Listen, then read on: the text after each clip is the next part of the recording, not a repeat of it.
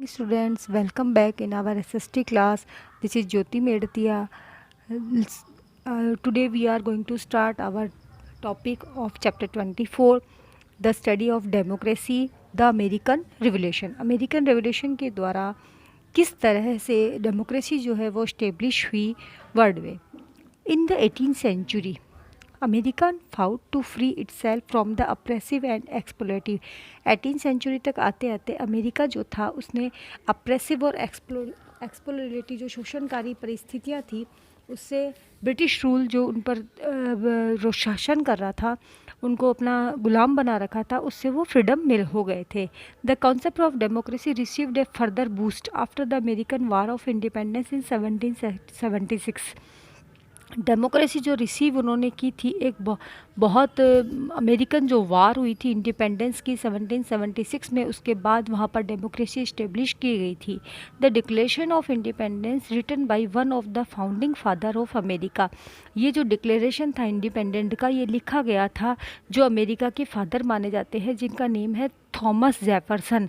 उन्होंने डिक्लेयर किया था कि all man are created equal. All man को इक्वल क्रिएट किया गया है and have the right to life, और सभी को जीने का अधिकार है. Liberty and the pursuit of happiness, और सभी को स्वतंत्रता है, जीने फ्रीडम है सभी को, और सभी को खुशियों को पाने का पावर है. ये किसने डिक्लेयर किया? ये थॉमस जेफरसन ने कहा कि ये सारी बातें हैं जिन्हें फादर ऑफ अमेरिका कहा जाता है. A written constitution was adopted in 1789. एक रिटन कॉन्स्टिट्यूशन जो अडॉप्ट किया गया था अमेरिका में वो 1789 में किया गया. And A federal government based on the division of power. Federal government establish की गई जो किस पर बेस्ड थी? Division of power.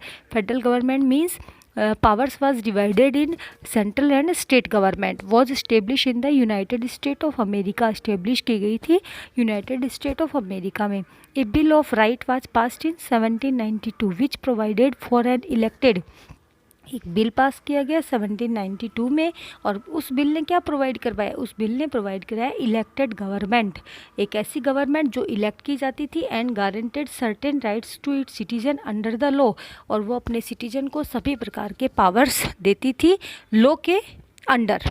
लॉ के अंडर रख के वो भी अपनी पावर्स का यूज कर सकते थे. Our next topic is the French revolution. The French revolution of 1789 में फ्रेंच रेवोल्यूशन हुई थी और फ्रेंच को फ्रीडम मिल गई थी 14 जुलाई 1789 को.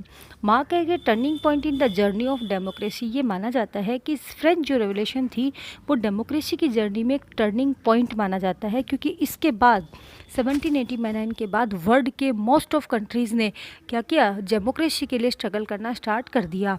उसमें से इंडिया भी एक नाम आता है, क्योंकि वो भी ब्रिटिशर्स जो थे वो यहाँ पर शासन कर रहे थे. The people of France was divided into 3 state. जो पीपल फ्रांस की पीपल थी वो 3 स्टेट में डिवाइड थी. First state consider the clergy. जो फर्स्ट स्टेट था वो कौन सा था? Clergy. And the second state जो था वो नोबिलिटी था, और थर्ड स्टेट कंसिस्ट करता था कॉमन पीपल को.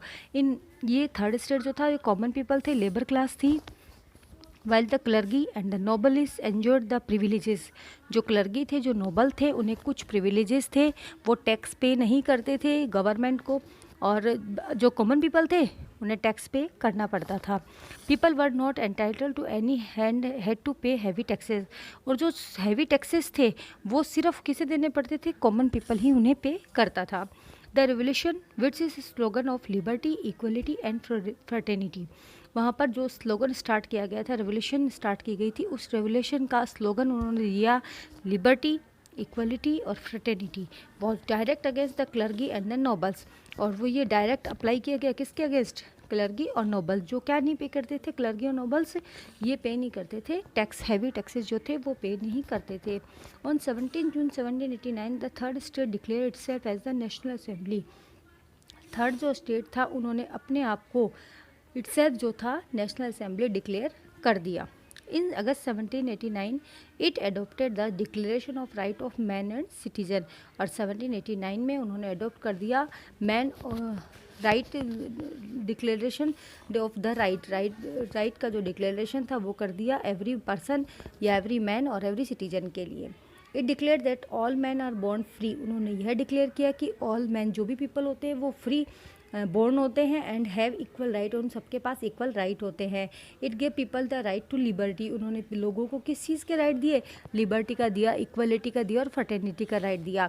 और उसके बाद एक कॉन्स्टिट्यूशन जो था वो फ्रेम्ड हो गया और इट केम फोर्स इनटू 1791, और 1791 में फ्रांस में क्या हुआ, एक कॉन्स्टिट्यूशन मेड हो गया और वो कॉन्स्टिट्यूशन सबके सामने आ गया। Your today's homework, I am giving you 2 essay type questions, you do in your notebook.